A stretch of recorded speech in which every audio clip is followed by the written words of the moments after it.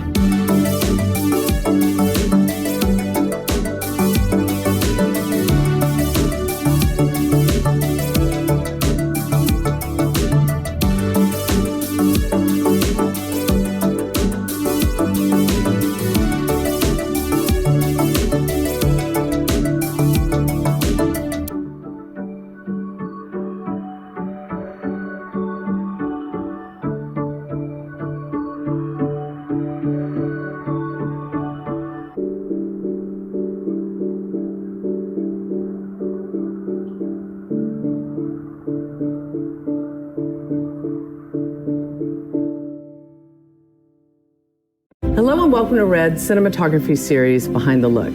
I'm Nada Albright and I work with filmmakers for RED. I was fortunate enough to have met Aaron with David Fincher on The Social Network. He kind of enlightened me to what he foresaw this movie to be. The initial challenge was, how do you create a world which the audience knows in black and white, in color? It was an early decision to shoot the film in black and white with Antoine, but not the palette that eventually became. Did you ever play with the monochrome or consider using that? Quite a remarkable camera. The speed, you can go to 5,000. Basically, you can almost work with the moon. Very early on, with Jared and everybody here at RED, we talked about creating a bespoke camera for Red Nose. We were about to go shoot stuff that quite literally had never been shot in the history of cinema. Yeah, tell me about that. The film opens with a foot chase between Dwayne Johnson and Ryan Reynolds through a museum. And Johnny started high and wide as Ryan comes into the room, chases down to an over, goes over a table, up into the scaffolding, under the scaffolding bars, wraps around and comes out. We chose this sort of old school anamorphic glass. And then we used the most cutting edge technology available with the Red Monstro 8K here. And it was this blend of old school Hollywood and sort of new school tech that gave this sort of beautiful, unprecedented look. Reading the script, there's so many action scenes in tight spaces like a helicopter or cars, that mineshaft chase. So we need a system, that was even, I think, before the Komodo was announced, that we need a system that's as compact as possible, but gives us this large format look to pair up with those lenses. And I think this is where this camera comes into play, because it when you strip it down, I mean, you can almost put it anywhere. A shot that did get a lot of attention and was quite effective for us dramatically was the very end when Holden runs out of the hospital room with Kemper, and we break our format and got into this very frenetic handheld shot. And we liked the way that affected the audience, because they were so used to our style when they were watching the show. James had this idea. He wanted to start all the way in the office and go through the whole street, ending in a close-up. And we used our C camera, the Red Monstro, with the lightweight zoom. That's why I enjoyed the form factor of the Monstro. That was the perfect tool for achieving something like this.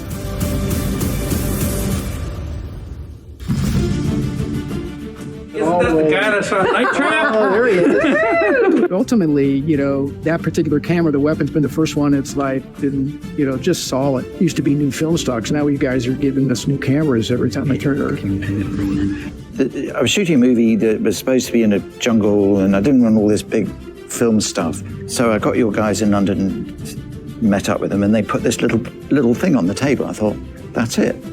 That's what we want, is a little thing. That was the breakthrough, was this little box. Army is the first movie I shot with a digital camera. I was a film guy.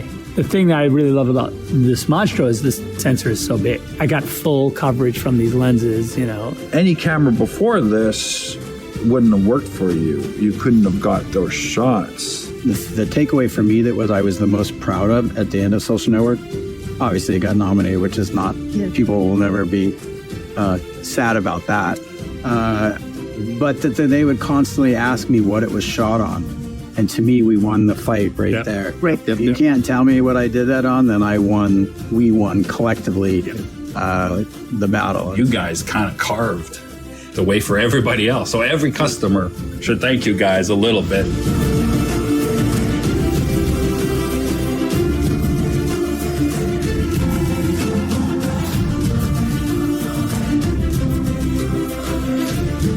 I mean, this is why we do it.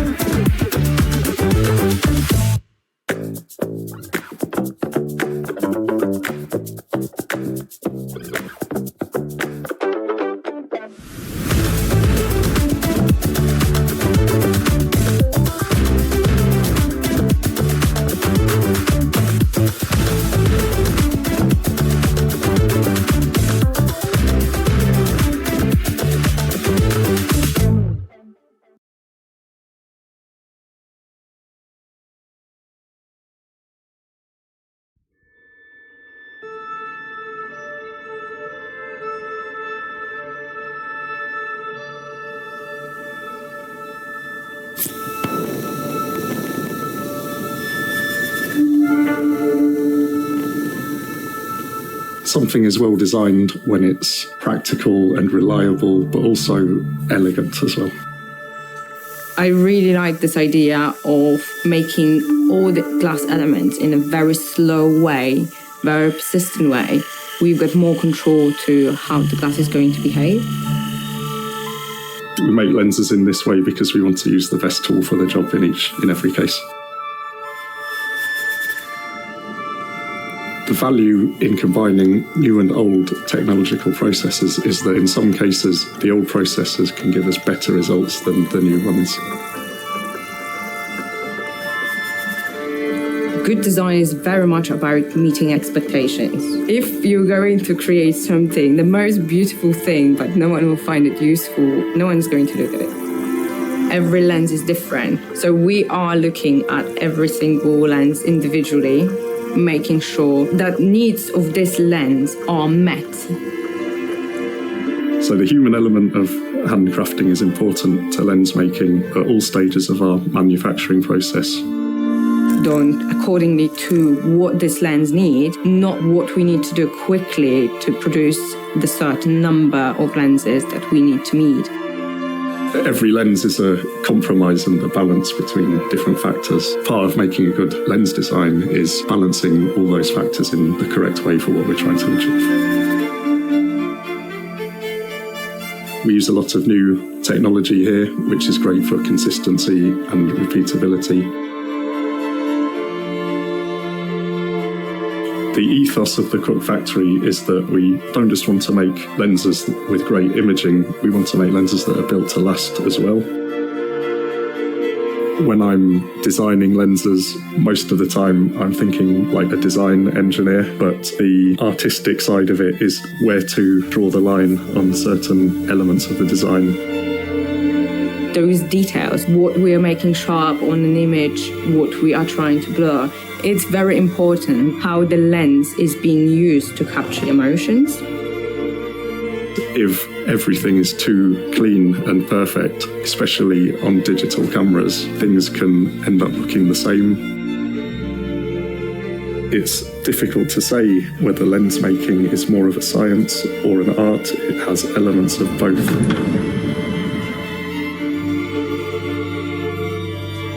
Cooke making a relatively small number of lenses means that we can achieve very high consistency in what we make.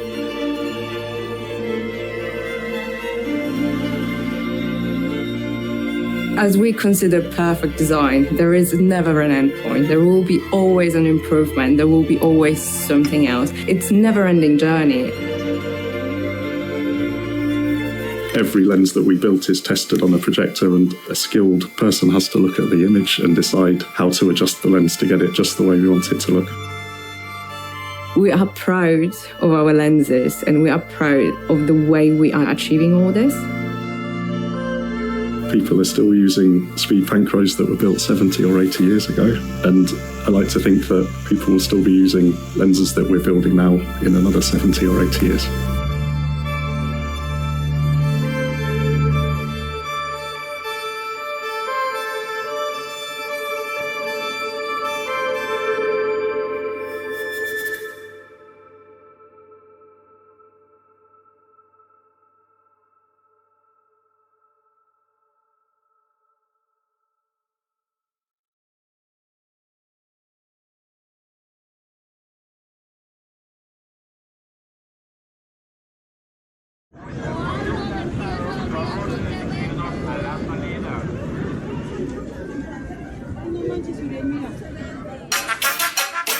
Vamos a arrancar esa noche, bienvenidos a Liso.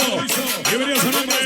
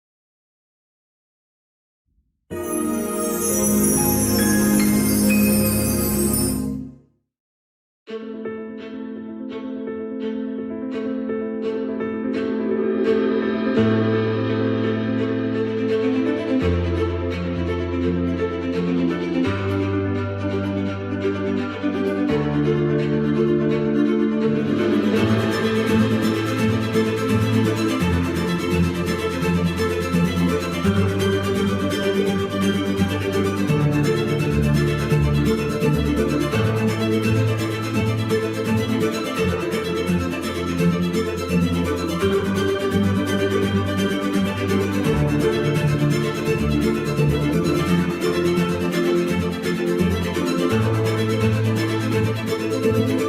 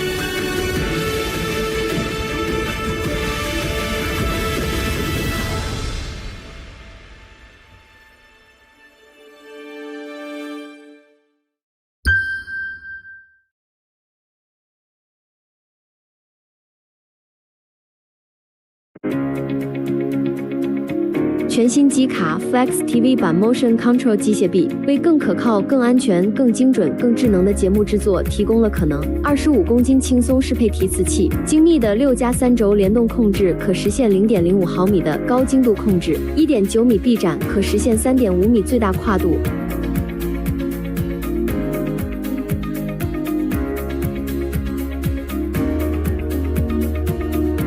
为广电而生的 Motion Play 专用播控软件，无论摄像师还是导播，10分钟即学即会。可观见真采集缩略图的节点式编辑模式，配有符合传统操作习惯的硬件操作面板，无需学习轻松上手，支持基础坐标运动与方向跟随双模式。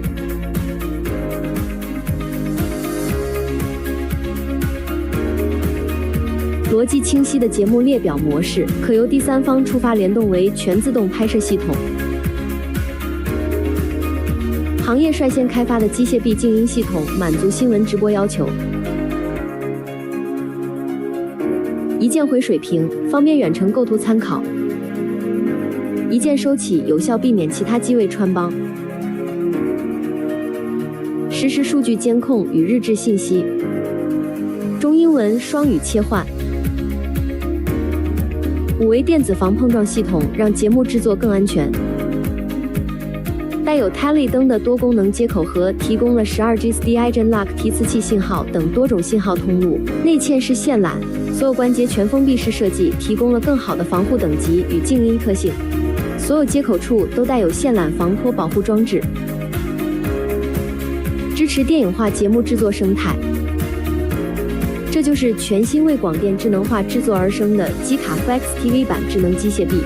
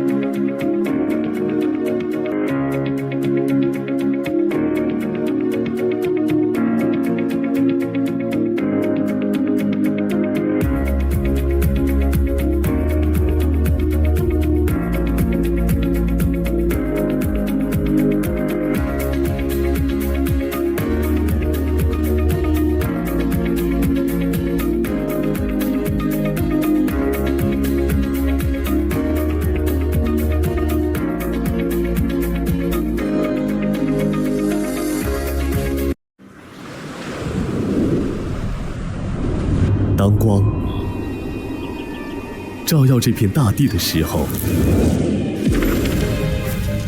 我们早已用笃定的信念去迎接每一次烛光的挑战。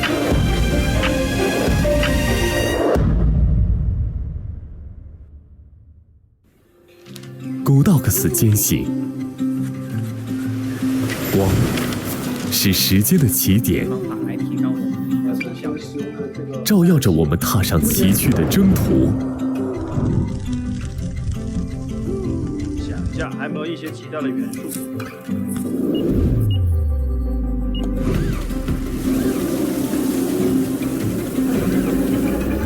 以用户需求为原点，用钻研硬核技术的态度，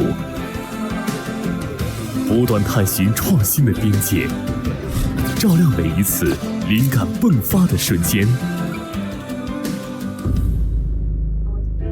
从创新研发到影像生态系统，我们在制造领域整合全产业链，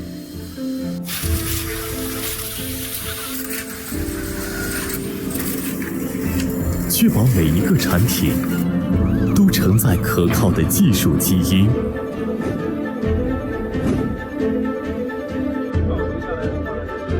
神牛坚守30多年的专注，为创作者提供完整的音箱系统解决方案。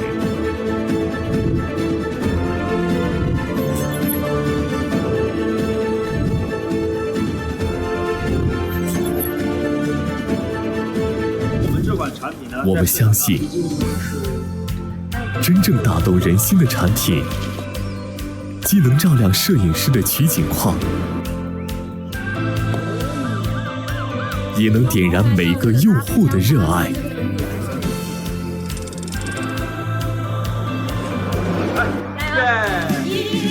Godox 神牛，不负每一份信任。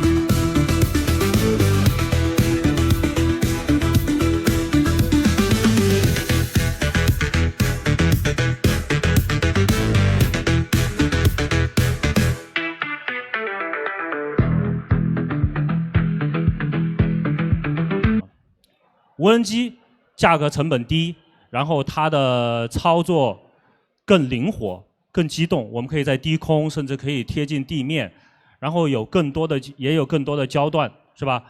我们航拍中国的时候，还有一点就是说，总导演要求的1/3的画面用广角，2/3的画面我们都会用到中长焦去叙事。所以说，航拍中国绝大多数叙事的镜头都是由无人机去完成的。无人机最早出现的时候就是我当年去做这个创新，开始去从事这个行业的时候，家里人都特别不理解，说给你安排了这个事业单位的工作，你不去，你要自己去搞个创业，搞个什么无人机航拍，大家听都没听说过，不务正业。到今天，无人机已经变成了低空经济，是吧？国家的重大战略，这个就是我们对器材党的一个，我觉得是证明吧，是吧？玩器材我们也能玩出不一样的花样啊。然后，因为受到了展会的邀请，是吧？我们这个前1个月，其实我在参加展会以前，我就去了杭州，也去了这个横店，去重新看一下现在的影视行业在变革变成什么样了，是吧？发现变化巨大。在前几年的时候，我们经常听到一话，现在这个影视行业变成了一个特困行业，器材也不好销售，从业人员工资逐年的在下降甚至项目越来越少，大家都有这个悲观的情绪在这个地方。但是我首先我因为转行到自媒体相对我没有那么明显的体感，但是为了这次展会，我还是走访了，又回去看了一下我们经常战斗的地方横店。也去了杭州，了解了新兴的这个产业，我会发现没有消亡。影视行业影视的需求是不可能没有的，我们总要去观赏，只是我们观看内容的需求不一样了，是吧？从电影院、电视可能转向了自媒体，这样的，这是最明显的变化包括我们今天可能 Tim 老师不在了，李思维老师还在这个地方，但是我们确实，影视飓风给我们的冲击非常大，这传统影视行业的人冲击非常大。怎么做到的？这么大的播放量，这么小的投入，轻量化的制作，但是它有更好的传播效果，就是观众的需求在转变。还有包括我们前段时间毒舌电影《心中之城》，大家都有看到他们的这个涨粉速度，是吧？一边是电影票房的下降，一边是这种解说号的成功，所以说我经常会在问我说影视飓风有没有可能以后就按这个《心中之城》这种电影影视解说号这样去拍一部很短的电影，可能也是一种风格，是吧？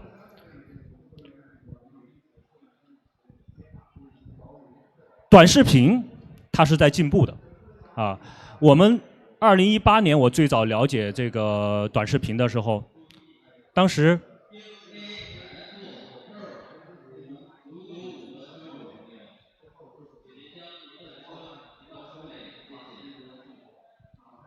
2018年我们在剧组里面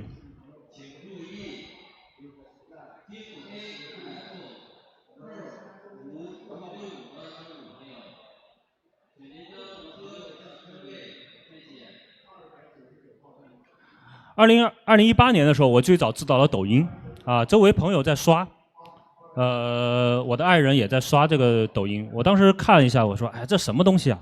不看。”到剧组里也是，大家都是这样的，就是你别说你自己去拍短视频了，你就是看短视频都觉得是对我们这个职业的一种这种不尊重就是你去看这个东西，你什么样的审美什么样的东西。但是到2019年的时候，我就想去尝试去制作这个短视频，参与一下。我觉得对我来说很简单我拍了这么多航拍，我随便往抖音上发一发，可能流量都会很好。但是不能，因为2019年我担任这个航拍中国的无人机导演剧组说了你是不能去发布短视频的。我说我不发相关内容可以吗？也不行。他说因为你在哪个地方发布，那我们的这个拍摄点的这个就泄密了，啊也不行。